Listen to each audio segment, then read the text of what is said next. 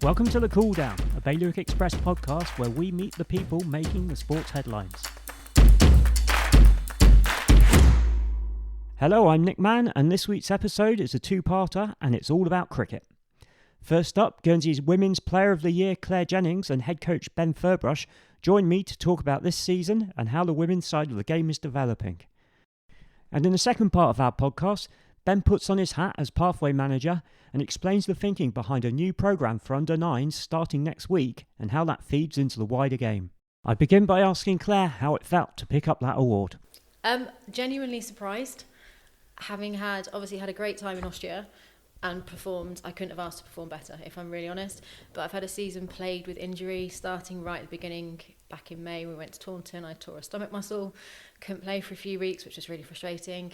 Then came back and we had a tri-series against the RAF, and during that game, those 3 games at some point, I tore my LCL, which then put me out again, for 3 weeks, and then I played the interventular.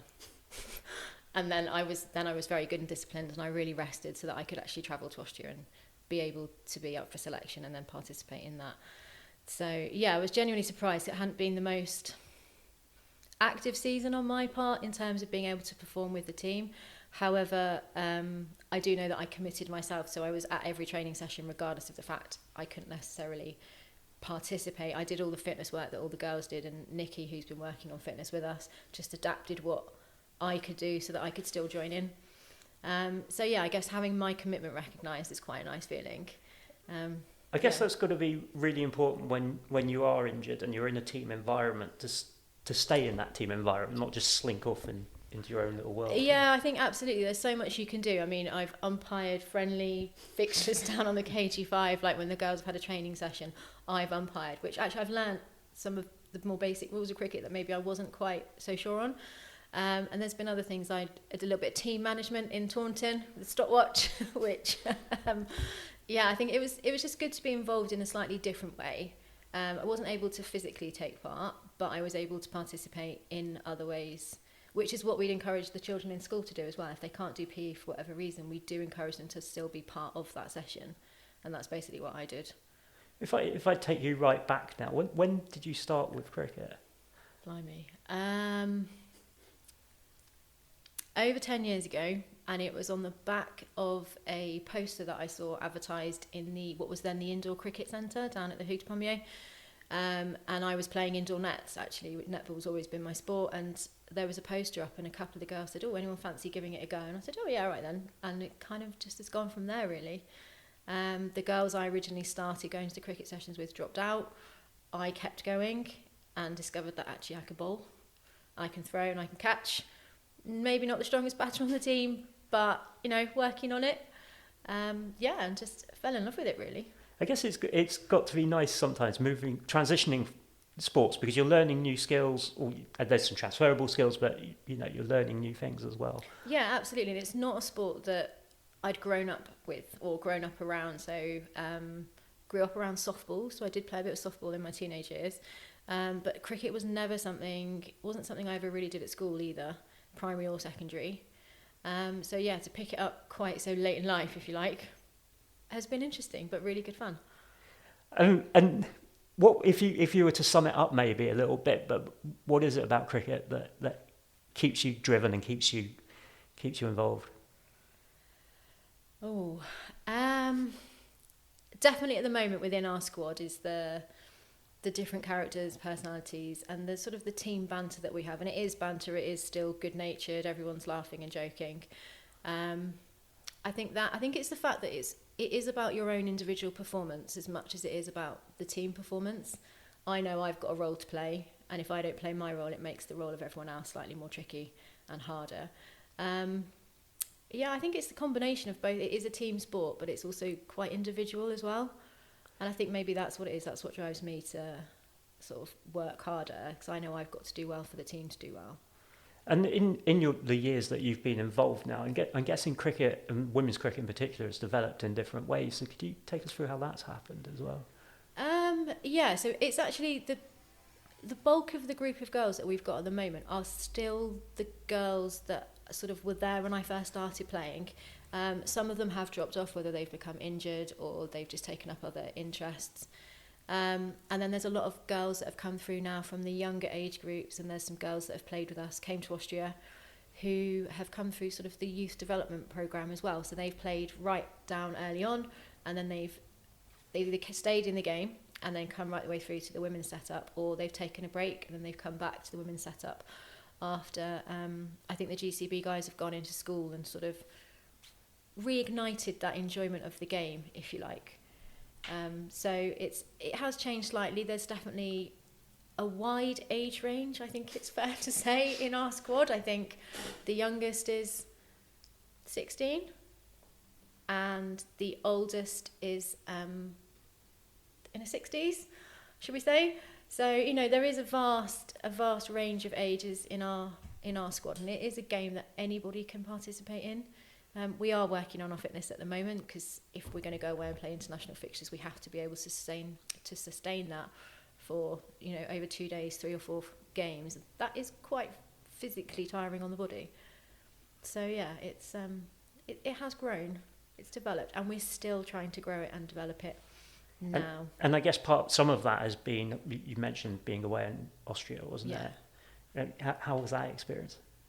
Once we finally got there, it was it was amazing. To get to the airport on the Saturday morning for the red eye and then be told, oh no, you've been kicked off the flight, was incredibly frustrating. However, thanks to Ben and Lee and Nikki, who then went away and contacted the travel agents, we did eventually get off the island at 9 o'clock that evening. I have to admit, sitting at home, I literally sat at home on the sofa just thinking, I just want to go to Austria, I just want to go and play cricket. Like, this is what we've worked all summer towards. And when we finally got the green light that, yeah, we are going to go, that sense of relief was pretty amazing. Austria itself, beautiful country. 2 games of cricket on about 4 hours sleep. I don't know, it seemed to work. It seemed to work. You know, we won both those games, arriving at the ground at about 10 o'clock in the morning, being fed a full Indian meal by the hosts, which the food was just... it was amazing. It genuinely was. And then play 2 games of cricket on that day was just... I think we ran on adrenaline, but the more we did well, the more the adrenaline kept going, and we got through to sort of the end of that day with 2 wins under our belt, which was just amazing. And then again on the Sunday, we lost the first game. Yeah, lost the first one, won the second one. Yeah, lost the first game and then won the second one. And yeah, the loss hit the team, but it didn't completely dampen our spirits, which I think in the past, potentially that loss would have pushed us backwards, and it really didn't. We kept our momentum going, and we just got back into the warm-up for the next fixture, and then we went back out on that field with something to prove, and we proved it. I think, you know, we did what we set out to do, which was to win that international series. I mean, it's got to be a great learning experience as well. If you're going through those wins, you're going through those losses, you're coping, like, it's that certain sense of resilience, isn't it, as well, when the travel's not working, when you know. Getting off of this little rock is never easy at the best of times, and I think the travel did knock sort of the team slightly. However, I think we all built each other up, and there was a lot of camaraderie, a lot of keeping each other going. Really nice night in a nice hotel at Heathrow Airport on the GCB, which was brilliant. For 4 hours. For 4 hours. Not so great. But yeah, I think the team spirit that we had, and the excitement, and the fact that we wanted it so much, it was having the summer working towards something so big was the driving factor, I think, for everybody. And what kind of work goes on behind the scenes throughout the summer to get to that point where you get to the tournament? So we trained weekly with Ben and Lee, and then Nikki joined us around June time. Yeah. After the Interinsular. Yeah. I think so. The Interinsular against Jersey, don't really need to talk much about that. Fitness was a big issue for us. As a squad, the level of fitness required to sustain 3 games over 2 days just wasn't there, and there was something that needed to be done. Nikki was brought in by Ben and Lee and worked with us, and everyone hears the words fitness and goes, oh my God.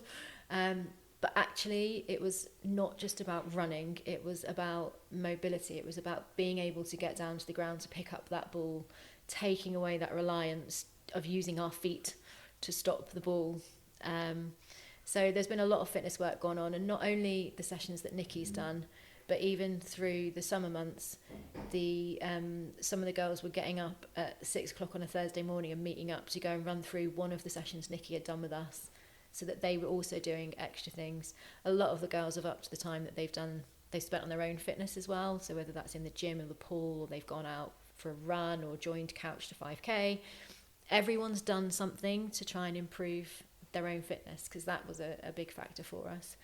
And then we've also had like little team get-togethers and socials just to kind of keep that camaraderie going and make everyone feel like they're part of our team. Because the age span's quite great. You need to kind of make sure everyone feels they have a part to play and that they are part of that.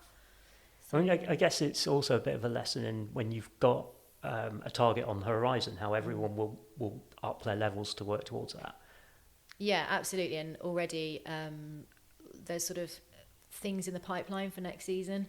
So already we're sort of thinking, right, we need to get everyone to training, we need to get everyone committed, grow the squad as well, make the selection choices harder. As much as I don't want to lose my place in the squad, we need to make that job slightly harder and make sure we've got the best available for all the fixtures that we've got. I think there's already a couple of things. We've got the Interinsular in Jersey, but hopefully been invited to the Nordic Cup in Denmark next August, so hopefully that will come off. I think the Isle of Man are coming here to play in May in a tri-series, which are ICC fixtures, so again we'll get ranking points, hopefully move up the ranking table, which was always the aim, was to get Guernsey women on the world rankings. There's things already, and I think when you've got that motivation, that end point, that end goal if you like, there's always a lot more motivation. That determination becomes much greater than it would be with nothing to aim for. So yeah. And Ben, have you got some thoughts about how you've seen the team progress this year as well? Yeah, definitely. So 2 years ago I was just assisting the team, just an extra pair of hands really, and then sort of last year I took on the role of head coach of the team. So I sort of had some plans in my head that I already knew from the year before. I can tell you now, if I'd have gone into the group and said, right, we need to get fitter on day one, there would have been a severe kickback, I think. So instead, we sort of went the other route and actually, exposed ourselves in games. And actually, what really happened was all the girls came back with the ideas themselves. We had a few more team meetings than what we've had in the past. So actually, quite a few open discussions. And one thing that has improved massively is the transparency of actually having some quite difficult conversations, and that's not with just me and players, that's also the players within themselves, which is why we've I think the sort of curve we've gone on is huge. So how much we've changed in sort of 12 months is massive. Like Claire said, actually having fixtures and a sort of a target that you're working towards is massive for us. And the way we sort of structure our season is we have some really tough games that we expect are going to be games we're probably going to lose in, some games we're probably going to win, and then some games where it's going to be a real competitive game, which is difficult when we're going for ranking points as well. With ranking points and ranking positions in the ICC comes funding. Funding's obviously massive for us, so we can't ignore that. But at the same time, we also want to look after some players who might not yet be qualified for Guernsey, who might qualify in a year's time. So with that, you have to be living in Guernsey for 3 years or be a local Guernsey person to play in to play in an IC competition. It's quite a juggling act, but the sort of turning point I think was last year. As Claire said, straight after the Interinsular, we were pretty low, and sort of in game one actually we were quite competitive, and we got less and less competitive over the weekend, and that was sort of we had a pretty brutal open conversation at the end of the game in a little circle, and actually the sort of points that came out were very much led by the team. That sort of my coaching style is that I'm there to facilitate whatever they need, and likewise last summer the training just ramped up massively. Some people coming in sort of 2-3 times a week to actually train, which we've never had before. It's always been a bit of a struggle. Like I said, I think the international carrot that's there now has sort of driven a lot of focus within the team. That's great. And looking at how that might develop over the years, what would, for both of you, what would the dream look like in 5 years' time for women's cricket? I think one thing is that position in world cricket. We changed to where we were now. I think are we 52nd? I think. Yeah, it changed slightly because of some of the teams that played. Yeah, so some other teams actually lost around us, so that actually meant we went higher. Yeah. Because it's all done on games divided by points. So that's one thing is trying to climb the IC rankings. I think an achievable thing is if we can get into sort of the top 30, that would be huge. That's going to be tough, but actually by having a sort of a goal like that, it is massive. And for me, the main other thing is actually, like Claire said, is player retention. So I don't want to lose anyone out of the current squad, but also it's no secret, we need to broaden that sort of playing pool. And that sort of starts right the way down with the work that Hannah's been doing with girls cricket. So she's been going to schools, etc., running her own little camps for girls cricket. That's kind of like the starting point. So I think a long-term aim is, age group squads like we've got in the boys. I think the girls program and the women's program should replicate exactly what the men's and the boys program has. And there's no reason why we can't do that with sort of the resources and the energy we've been putting into it. I think I just echo what Ben said about working our way up the world rankings and holding a place on that world stage, and people wanting to play against us because we can compete, not because they think it's going to be an easy ride, but actually they're going to be challenged on what they do. But I think primarily we have to grow that base layer of the pyramid of participation, and that is starting with the youngest girls and then working our way up. So it's getting cricket back out into schools and getting cricket into all of the island schools, and then taking it from there and keeping the girls interested, getting the girls think, I've got cricket training or I've got dancing, I'm going to go to cricket tonight. And it's about making them make that choice, want to make that choice to be involved in the game and be part of something. And I think that's going to take time. It's not going to happen overnight, unfortunately. But I think that's where we need to go. We need to widen that participation base at the very bottom level and then work our way up from there. And is there a role as well in terms of role models that people see? So the more coverage we see of international women's cricket, for example, or top level club cricket on TV and things like that, how does that feed into it? Do you notice any of that? Definitely, yeah. There's more coverage now of women's cricket than there ever has been. We were away last summer with an under 15 and under 16 boys side, and we actually went to one of the games in the 100. The first game was actually a women's game, so we went to the first game and then the men's game followed that. And the boys were shocked as to how good the standard was. I was also a little bit blindsided by it. I don't think the TV does it justice in the slightest. And I think quite a few of those, the women's team would compete massively on men's scale of things, which 5 years ago, that wasn't the case. I think people have got this sort of opinion based on 5-10 years ago when they watched a bit of cricket, whereas actually if they went and watch a game now, it's completely different. The women's game has just gone through the roof. One of our old coaches actually coaches at one of the teams, and he was saying the exact same. He was saying if I'd have based it on 5 years ago, there's just no comparison, which is massive for us because you get to see international cricketers playing for England who are doing great stuff, and then the distance they hit the ball, how quick they bowl the ball now is completely different to where it was, which is kind of quite nice to see as well from our point of view, that actually someone starting at 10-11, there's no reason why they can't achieve that in Guernsey and go all the way through the pathway as well. Yeah, I think the power of social media, TV, in terms of selling cricket to girls. I mean, look what the Lionesses' success has done for girls football around the world, really. I think cricket needs that, and I think it is certainly, the 100 has gone a long way to enhancing the women's profile in terms of cricket. It goes to show you can be any size, any shape, any age, I think were the words that one of the girls on our team used, and it's so true. It's not a sport where you have to have spent literally 7 days in the gym, have stone abs and things. You don't have to be like that to perform well in a cricket fixture. But I do think the more airtime it gets, whether that's on the television, whether that's on social media, which all our children are engrossed in social media, we know that, the more they can see that, the more they can aspire to be part of that in the future. Well, we have done some stuff at under 9s before, based around our Future Stars programme, which we run in the summer. and we're now starting to do something about under-9s cricket in the winter. What we've sort of found over the last sort of year or two is by going to play counterparts in the UK, we're probably slightly behind our development. And with that, we've actually, just the introduction of under-9s gives them a bit of exposure to cricket before under-11s. What we're finding is at under-11s, some people have never played cricket until they get into year 6. And then all of a sudden they're in secondary schools. It's all hardball cricket. There's not much softball cricket. And it's quite hard to then actually learn the game.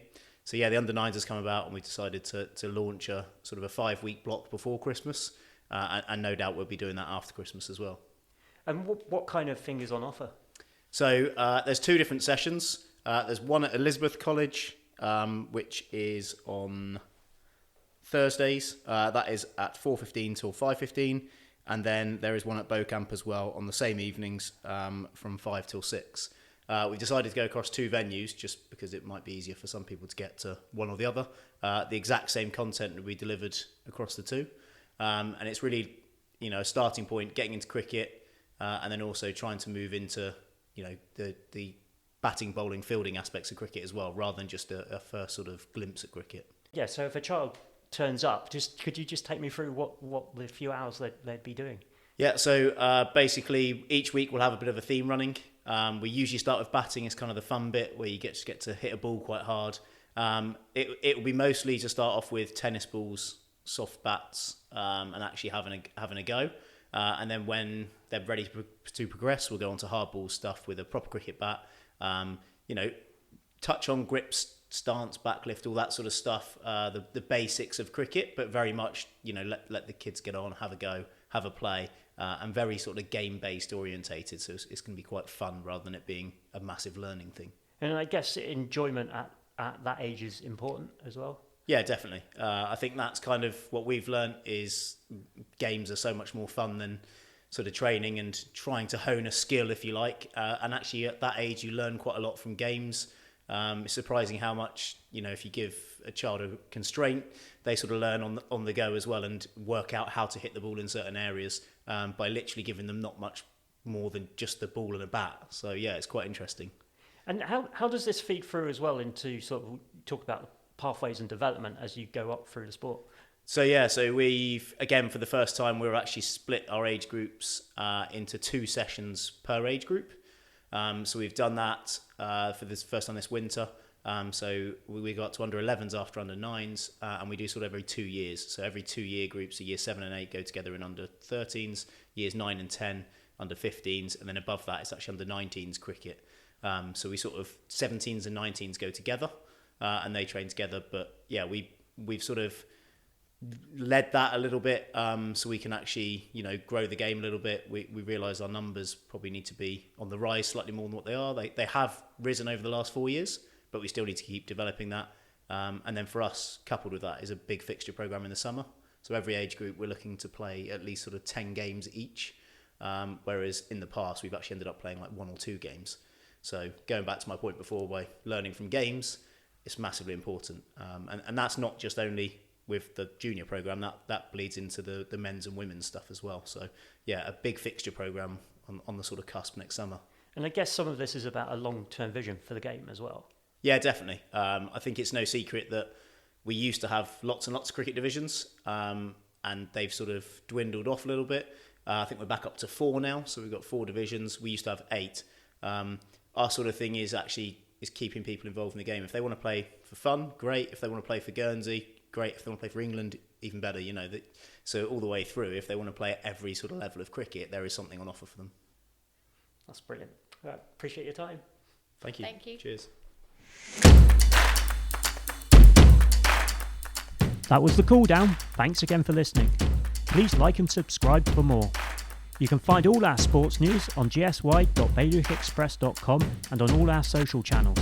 Sign up to our daily email to keep up to date on all the work the Express team does.